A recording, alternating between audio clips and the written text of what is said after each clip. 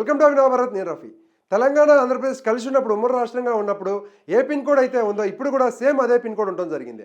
అయితే దీనికి సంబంధించే కేంద్ర గ్రామీణాభివృద్ధి మరియు సమాచార శాఖ మంత్రి ఎవరైతే ఉన్నారో సహాయ మంత్రి పెమ్మసాని చంద్రశేఖర్ అయితే విలేకరులతో మాట్లాడుతూ జూన్ 2, 2024 నుండి రాష్ట్ర రాజధాని చట్టపరమైన రక్షణ కల్పిస్తామని కేంద్ర మంత్రి హోంమంత్రి ఎవరైతే ఉన్నారో అమిత్ షా అయితే రాష్ట్ర ప్రభుత్వానికి తెలియజేసినట్లయితే తెలిపారు.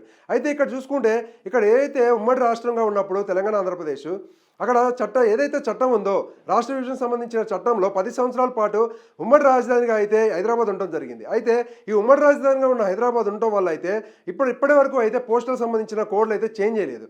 పోస్టల్ కోడ్ ఏదైతే ఉంటుందో 500 అంటే 5తో స్టార్ట్ అవుతుంది మనకి తెలుగు రాష్ట్రాలకు సంబంధించి. ఇప్పటికీ కూడా అదే నడుస్తుంది కాబట్టి తెలంగాణలో ఆంధ్రప్రదేశ్లో చూసుకుంటే దానికి సంబంధించి కూడా చేంజ్ చేస్తారని చెప్పి అయితే ఆయన సహాయక మంత్రి ఎవరైతే ఉన్నాడో పెమ్మసాని చంద్రశేఖర్ అయితే చెప్పడం జరిగింది. అయితే దీనికి సంబంధించి చూసుకుంటే అమిత్ షా అయితే దీనికి చట్టబద్ధత కల్పిస్తానైతే అంటే చట్టబద్ధమైన రక్షణ అయితే కల్పిస్తానైతే చెప్పడం జరిగింది. అయితే ఇది ఒక మంచి విషయం అని చెప్పుకోవచ్చు. ఎందుకు అంటే ఇక్కడ అమరావతి రాజధాని అనేది అయితే ఫైనల్గా ఫిక్స్ అయినట్టు తెలుస్తుంది. అయితే ఇక్కడ ఏదైతే ఉన్నాయో పోస్టల్ సంబంధించిన కోడ్లు ఇవి ఇప్పటి వరకు చేంజ్ చేయలేదు. ఎందుకంటే చేంజ్ చేస్తే ప్రజలు చాలా ఇబ్బందులు పడతారు అనమాట.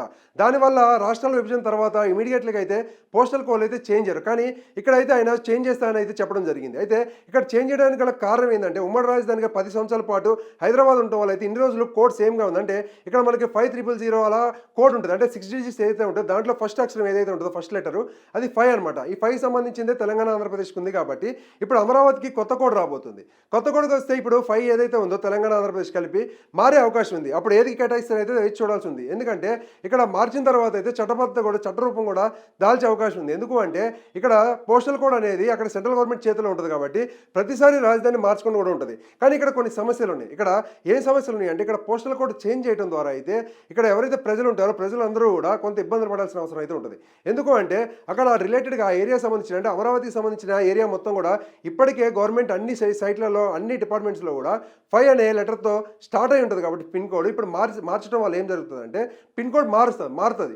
మారడం ద్వారా అక్కడ ఏదైతే వాళ్ళ గవర్నమెంట్ సంబంధించిన డిపార్ట్మెంట్స్ ఉన్నాయో అవన్నిటికీ కూడా వీళ్ళు అప్డేట్ చేయాల్సిన అవసరం ఉంది.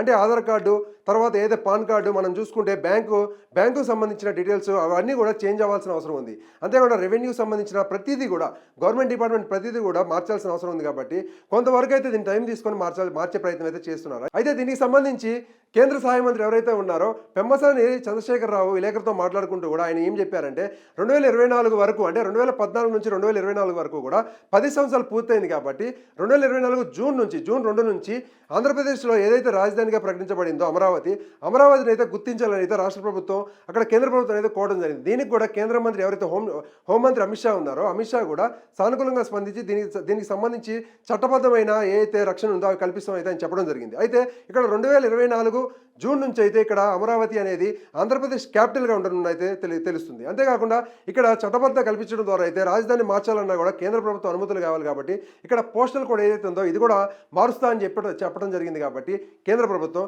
దీనికి సంబంధించి మొత్తం చూసుకుంటే ఒక చట్టబద్ధమైన రక్షణ అయితే కలిగినట్టయితే తెలుస్తుంది. Thank you.